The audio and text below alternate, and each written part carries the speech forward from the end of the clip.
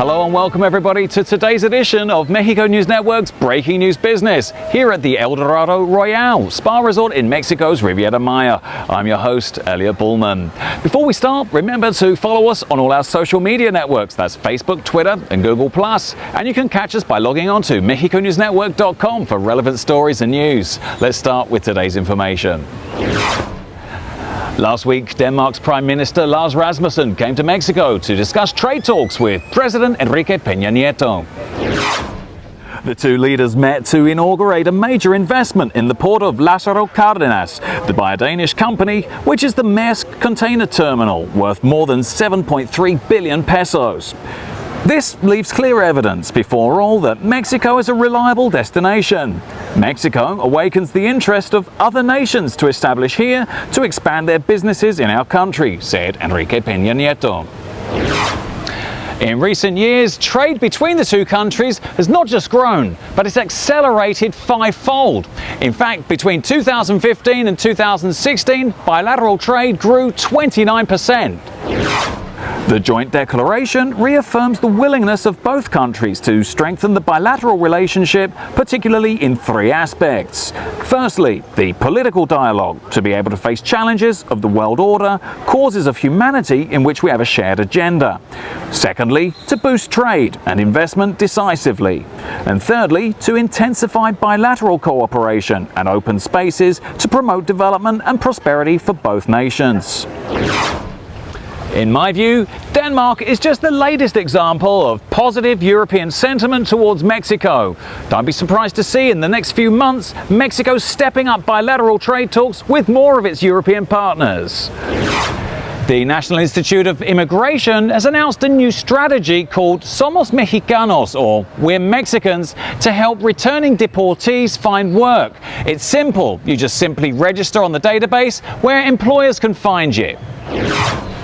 Such has been the case with Cirque du Soleil, the world's largest theatrical producer in the Riviera Maya, Mexico.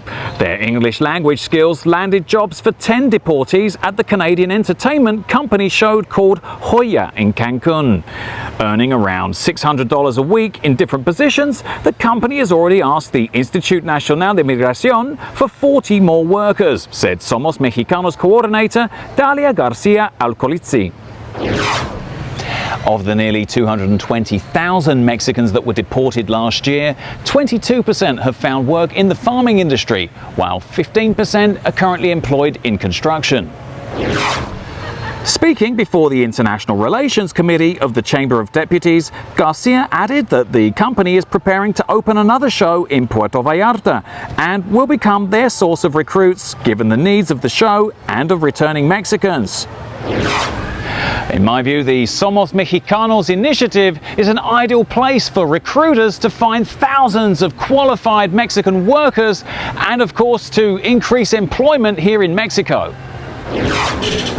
Handicrafts are one of Mexico's most prized exports because they reflect so much of the country's cultural heritage. The tourism and artisan sector together, she says, are a factor important for the development that drives local economies. In addition, she assured that they contribute in the diffusion of the history and the culture of the country for the benefit of national as well as international tourists. Traditional handicrafts and toys are the largest productive activities in the cultural sector. 10% of GDP is generated by this sector. Also in homes, for every 100 pesos, 44 are spent on handicrafts, said Claudia Walls. Mexican handicrafts, considered as cultural heritage, represent ideas and knowledge of the regions or municipalities within a multicultural context. So we've been talking today a lot about Mexico's handicraft industry and how it connects with tourism. So joining me now is John from Washington, D.C. How are you doing, John? Good, how are you? Great. I see you're trying your hand at some arts and crafts here. I am. I'm not much of an artist, but I'm giving it a go. Well, it looks really good. I mean, how does this feel like doing this on vacation, doing Mexican arts and crafts? Well, you know, my wife and I, we come to the Caribbean usually once every year, and we've never engaged in the arts and crafts aspect of it, and we thought it would be a great idea because we're going to place these pieces as candle holders on the back screened-in porch of our new home in Delaware.